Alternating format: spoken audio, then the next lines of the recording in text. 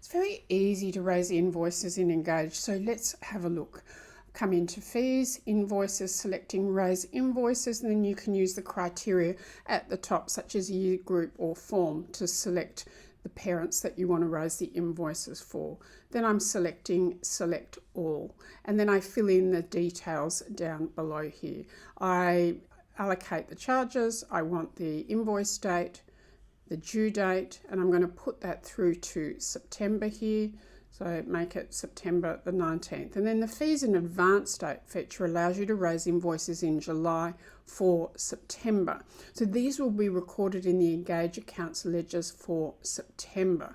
So once I've made all my selections and I'm happy with them, then I can select Raise Invoices. But for the purpose of this demonstration, I'm just going to use one parent. So I'm clicking Raise Invoices now.